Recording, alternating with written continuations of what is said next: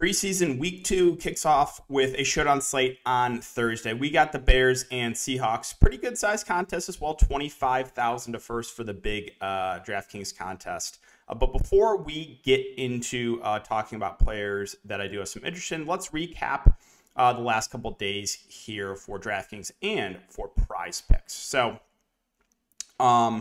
going over a couple of the big winners, we've done very, very well in the second half showdowns. I've been loading up, really trying to convince DraftKings to make bigger contests for it. But yeah, it's been super, super profitable for myself as well as Patreon subscribers. So yesterday we had, I think, 4 of the top 7 in the second half showdown.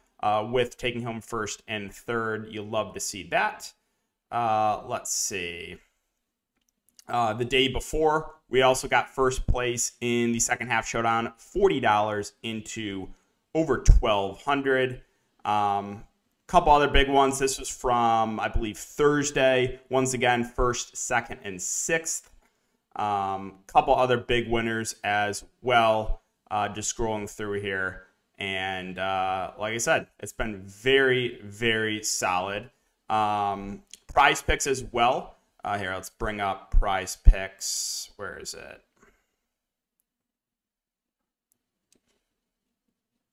So, once again, had a very good day on Saturday.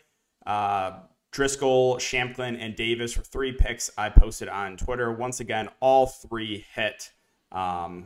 Couple other big ones. This one tilted me. Mahomes, we knew from preseason's past, Andy Reid's a liar, and we were only expecting 1 drive from him. So I was like, the only way he hits this over is if he goes down and Mahomes scores a touchdown on his only drive. And sure enough, goes down the field, scores a passing touchdown to hit the over. So that was a little bit tilting. But overall, it was a great day, plus 500 profit. Could have been a little bit more too, if Tutu or Akers, who played like 90% of the snaps, or Tutu didn't play, but if Akers, who played about 90% of the snaps, could have gotten a couple catches, could have been a much, much bigger day. But yeah, that's just kind of the recap. This was my in-game showdown, second half showdown slate on Sunday. So Monden, the captain, and basically played all the back-end guys, Chandler, Koback. Koback also tilted me, dropped a couple easy screens, could have been a much bigger game for him. Britton Brown, Austin Walter were the 2 backs I expected to get most of the work in the second half. Again, only 18% in these contests, and then the Vikings defense rounded it out. And then this was my main showdown lineup.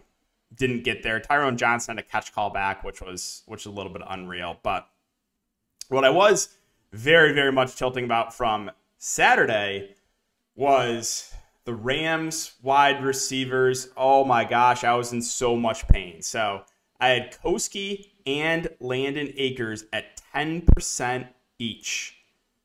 And the faders go unpunished. Akers played like 90% of the snaps. Koski over 70%. There's only 4 Rams receivers that played. They both finished with a donut. And if you look back at just one game, for example, last year for the Rams, this was the usage we were expecting, right?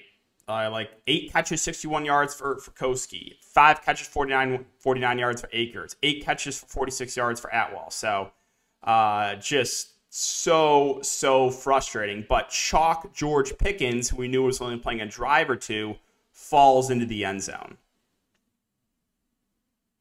Preseason DFS, again, at times can make you want to pull your hair out, right? You're playing guys that are playing 80, 90% of the snaps, while an over-owned receiver plays like 20% of the snaps and falls into the end zone. So just so tilting. If you play George Pickens, you actually owe me money. If you are underweight on the Rams wide receivers and play George Pickens, you actually owe me money. Those are the rules. But no, yeah, I'm still on full tilt mode for that. But that was kind of just the recap of everything from the last couple of days. It's been a really profitable preseason for me.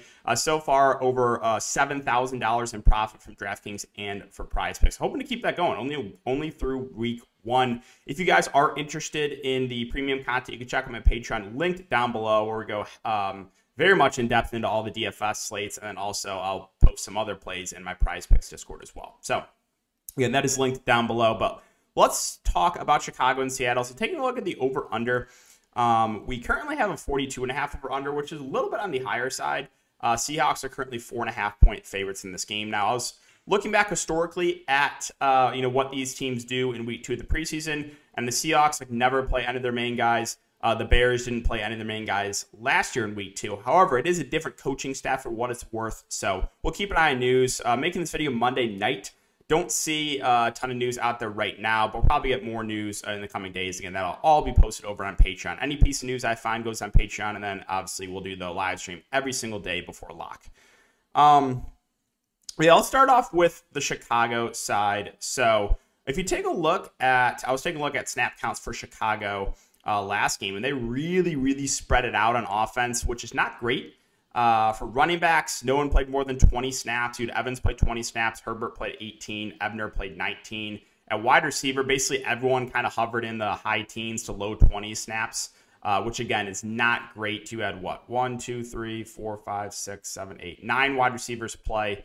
And then a quarterback, you had Justin Fields play 18 snaps. So again, we don't have a ton of news out there right now, but from how the Bears ran their week 1 preseason, not a great sign for week 2. Again, really spread out playing time.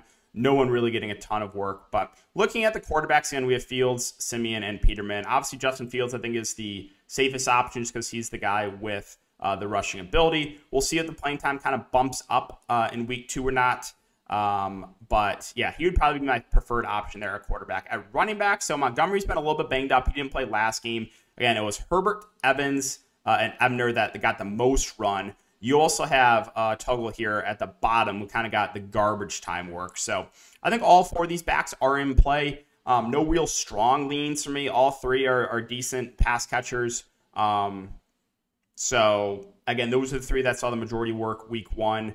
Those would probably be the main targets here in week 2. At wide receiver, they could be a little bit thin. Again, 9 wide receivers played, but like I said, really everyone kind of hovered around 20 snaps. They really spread it out. So Mooney, again, he saw a series or 2. That's kind of what I'm expecting here for this week. Pringle's been banged up. Jones been banged up. Harry's been out. St. Brown is a guy that has impressed so far in training camp. But again, he saw around 20 snaps. Daz Newsome did get the end zone. He's more of the return specialist. Sharp had a few catches. Pettis had a catch. Again, there's really just no standouts for the Bears, for me at least, a wide receiver, if they're going to run a similar rotation to last game. But again, we'll keep an eye on news to see if that does change. And then at tight end, they are somewhat thin.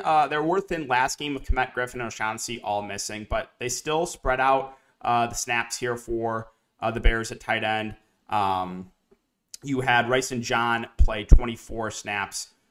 Jake Tongues played 27, and then Chase Allen played 31 snaps.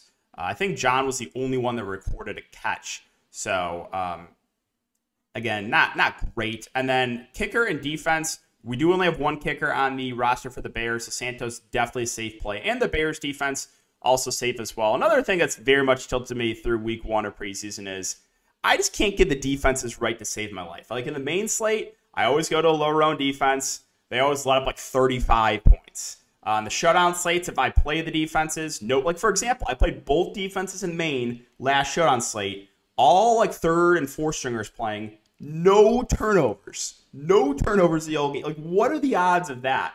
And then it was the Bills showdown that I played. Was that on Saturday? And I was hoping for a shootout. And you have like 5 turnovers through 7 plays, a defensive touchdown. It's like, I can't get the defenses right to save my life. But yeah, Santos and the Bears defense definitely top options on this showdown site. Now moving over to the Seahawks.